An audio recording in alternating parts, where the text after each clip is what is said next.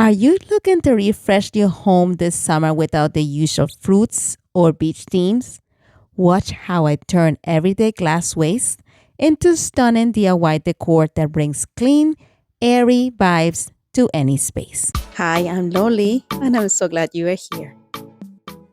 All right, for this project, I'm going to use this beautiful mason jar. It was given to me. I'm going to use it right now because I love all these details.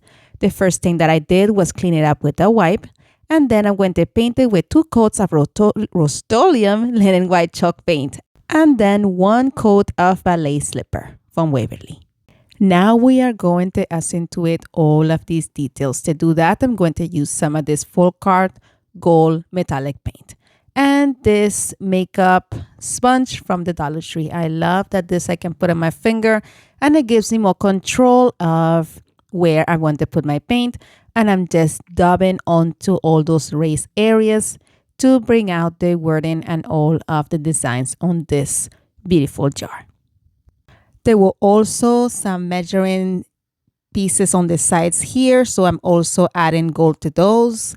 I do like the detail there too. And there are some areas in which I added some of the gold onto the surface that was not raised, but that is quite fine. We will be fixing that shortly.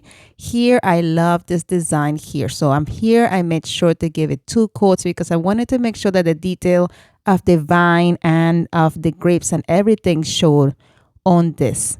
So once I have all that circle nicely finished, I'm going to also distress the entire thing using the gold. And here I'm just adding very little of the gold and then just rubbing it in the same direction, vertical, all around the entire mason jar. There were a few areas in which I went a little bit too heavy-handed, but that is quite fine. I will be fixing that later on. Here I wanted to also bring out the beautiful curves here of where the grain or the, what do you call this, guys? I just call it the place where the cap goes. What do you call this? Grooves? Tell me in the comment section. And I'm also doing here this section here that borders it. And I did 2 coats. Now I'm coming back with some of the ballet slipper. And I made sure though that I added some water to my brush. So it is a lot lighter than the original paint that I used for this. And this is just so I can just go over those sections in which I added too much gold, just to bring it down a bit, and you can still see some of that gold come through, and it just looks so beautiful. I just kept doing this all in the sections in which I felt I had too much of that gold. And then I came over with another brush as well to bring back in some of the gold. Here you see me using this smaller brush. And I'm doing the same thing here, just adding a little bit of gold on the sides. And then I'm using the same brush to fix areas in which I added gold to that I did not mean to, like the top section there. Now here you'll see me come in with some more of that gold using the same paintbrush that I used. But I'm not cleaning it in between because I do like the combination of these two. I'm trying to add the distressing by having some of the 2 tones on top of each other and have the gold peek through in some areas.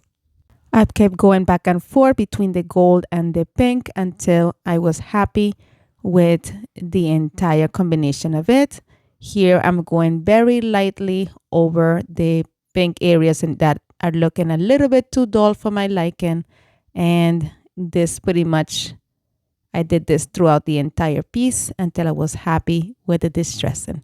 Then I just took some florals from Dollar Tree and added them into my vase, and look how beautiful this turned out.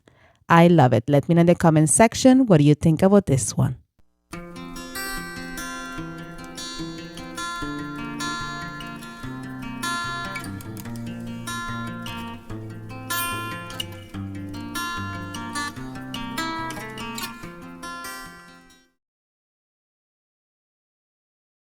For this project, I'm going to use this empty container of coconut water. I'm going to remove that cap, and there's no stickers. This is pretty much just printed onto this. So I'm taking some baking soda, and I'm going to make sure that I have no clumps on it. I'm going to go ahead and crush it. I'm just going to use my big old thumb to do that. Once all the lumps were gone, I'm going to take some of this Rust-Oleum linen white chalk paint, and using a syringe, I'm going to transfer some of that paint onto my container that has the baking soda. And I'm adding as much paint as I will need to have my paint have a nice consistency. I did leave it pretty coarse because I do want this to look like a cement texture once I apply it to my container. Once I'm happy with that consistency, using a brush, I'm going to brush on this mixture onto the entire surface.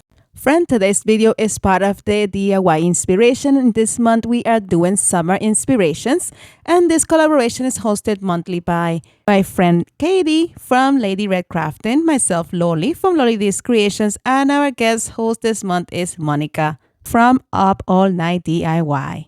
The links to our channels and to the playlist will be linked in the description box below and also pinned in the comments. Make sure to head over to the channels, the playlist, and show everyone some love. All right, so here, as you notice, I am keeping my streaks in the same direction. I want this to have that pattern of cement just being put on like in horizontal streaks, as you see there. And I continued this completely until I went all the way to the top. Once I got to the section where the grooves where you will screw on your cap are, I went thicker and I added some more of that mixture into those grooves so they will not be as apparent as they are now. And I made sure to add some to the top and the opening as well, so this will look nice and finished. Then I set it aside to dry and put some flowers into the vase, and look how beautiful this turned out. Let me know in the comment section, what do you think about this one?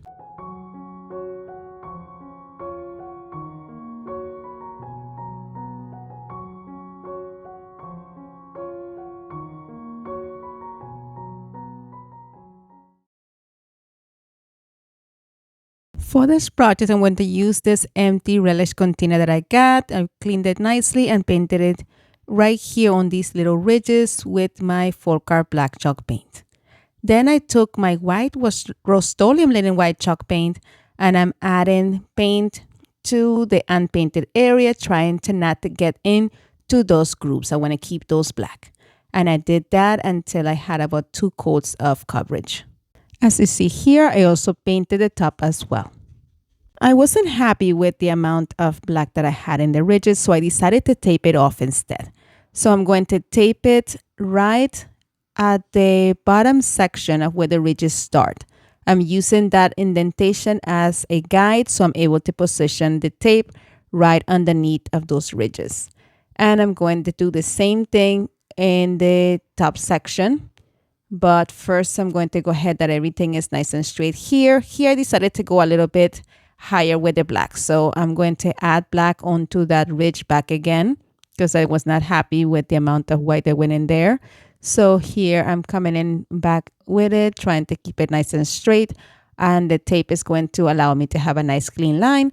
And then I decided to paint the entire bottom section black using the same 4-car rich black paint. I let that paint dry, and now we're going to add some more tape. Now we are going to cover up that ridge section at the top here. So I am using the top of the ridge of this top section here as a guide so I know where to tape off. So what I'm doing is I'm just putting it right at the edge of those little indentations, going all the way around, making sure that that tape is nicely secure so I have no seepage. Once I'm happy with that, I'm going to come in with my Rust-Oleum linen white chalk paint, and I'm going to completely paint white the complete section there at the top. I want to make sure that my lines are nice and clean, so I'm making sure that everything is adhered correctly. And then I gave this section 2 coats of Rust-Oleum linen white chalk paint. We are going to go ahead and let it dry and then come back in and remove that tape. I am sorry to say that the tape took away some of that black. I was not happy, but thankfully it left a black line on the top. So I was able to just go ahead and take a small paintbrush, coming back with the same black paint and just following with a steady hand. I was just able to paint over all those little pieces of paint that the tape took with it. So it was no issue with that. That was quick and easy. I went all the way around until we had everything completed. Once it was nice and dry, we are going to take some of this Mod Podge Multi and cover up the whole thing. Then I'm taking some of these rub-on transfers that I got from Dollar Tree. I am cutting this bind piece into small sections because I want to put them all around the middle section of this vase. And I added the Mod Podge first because I noticed when I just put rub-on transfers over chalk paint, it just comes apart and the paint just doesn't agree with the rub-on transfer, doesn't stick. So I went with this first. So if you see here, I'm just using my finger to just rub on the sections of the transfer where the leaves are, and then being very careful to lift off that film to make sure that I have nothing left behind. And I went all the way around the entire vase until I had all of these leaves in the mixed section of it. If you notice here, the Mod Podge left a white film behind, which I did not like. So I came back with a small brush and I just paint over that Mod Podge there to bring back that bright black. And it simply looks so much better. But I'm not done yet. I'm going to take some of this ribbon that I got from Dollar Tree. I cut a section that was big enough to cover the opening of the jar. I going to burn off the edges, then add a combination of E6000 and hot glue to all of those little grooves. I can't remember the name of them, but anyway, you know what I mean right there. And I'm going to add the ribbon over it. And I thought it was the perfect little detail to finish off this beautiful vase. Then I added some greenery onto it. And that is it for this beautiful piece. Let me know in the comment section what do you think about this one.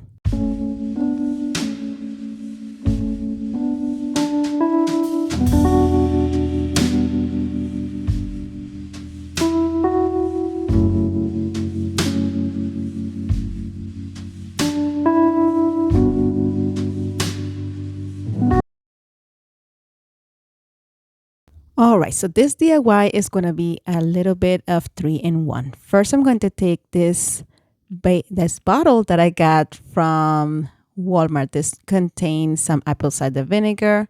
Great for dieting, guys. Try it. I've been trying it. I lost 10 pounds. Anyway, back to the video. I am removing the tag that came with it using the scraper from Dollar Tree. And I'm just scraping off all that paper and as much as I glue as I can. And then we are going to take it to my sink and give it a good washing. Once it was nice and dry, we are going to take it and paint it with 2 coats of Rust-Oleum linen white chalk paint. To do that, I'm using this makeup sponge that I got from Dollar Tree. And if you see here, I am pounding it in small sections, going up and down. And this is for a rhyme and a reason.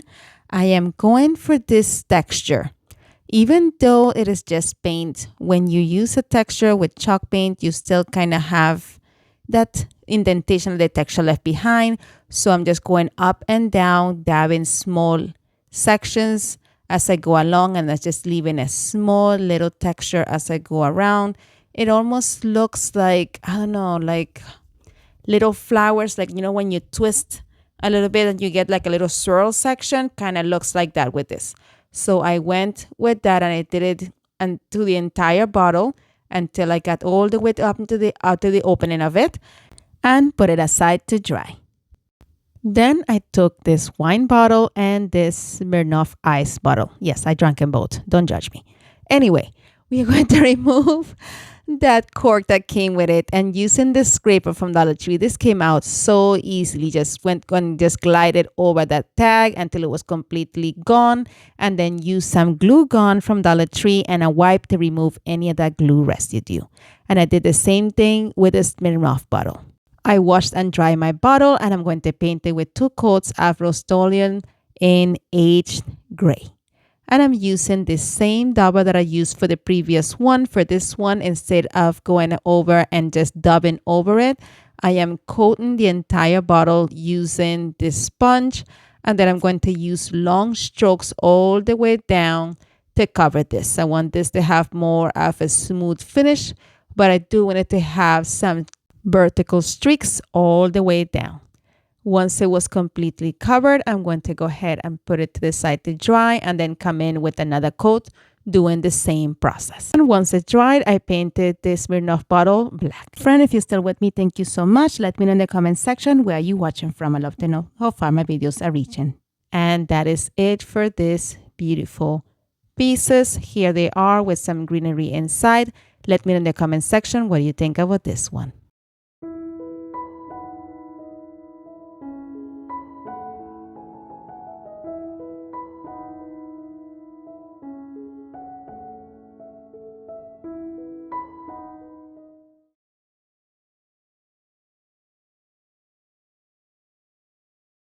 For this project, I'll be using this pasta sauce glass that I have left over. I cleaned it nicely, and then I'm going to take some of these stickers that I got from the Dollar Tree. I'll be using this whole pack. I'm going to just go ahead and stick them in different areas all around of this glass container. My friends, if you enjoyed today's video, please don't forget to hit that like button and subscribe and hit the notification bell so YouTube notifies you each time that I upload a new video. All these things are free and they mean the world to me. Thank you so much. All right, as I was spacing these out, I was using my thumb to get spacing in between them. And once I got here to the last one, the spaces were a little bit closer together. So you'll see on this last one here that it kind of overlapped. But this last sticker was shorter than the rest of them. So what I did is I positioned this one at the same level in the bottom. And then I took the last little leaf that I had left over from this packet and I just positioned it as if it was another plant coming from behind this one, just to give it a bit more height and it will match the other stickers. Then we are going to seal this in with some school glue from Dollar Tree. And I decided to do this not only to secure the stickers, but also so the glass will have a frosted look. If you prefer to have this clear, you can use the clear glue that you can also find at Dollar Tree, or you can leave it as it is and just have it look like that. But I wanted this to be frosted, so I'm just adding a nice amount of glue all in the entire outside section of this glass jar. And I did 2 coats. I kept all my streaks in the same direction and then I set it aside to dry. While that dries, I'm going to take some of this gold paint from Faux, and I'm going to give it 2 coats with it. Once you add it, it will look kind of translucent, but once it dries, it becomes more opaque. So here I'm just making sure to keep my streaks nice and even because I want that piece to also look seamless as if it was not painted, but it was always this color. Once I did the 2 coats, I put it aside to dry, and now we are going to add some sand to this container. This sand I got from Dollar Tree. I'm going to add about 1/3 of the container. Then I'm taking one of these tea light candles also from Dollar Tree, position it on top of that sand, positioning my cap back on, and we have a beautiful little lantern. Let me know in the comment section, what do you think about this one?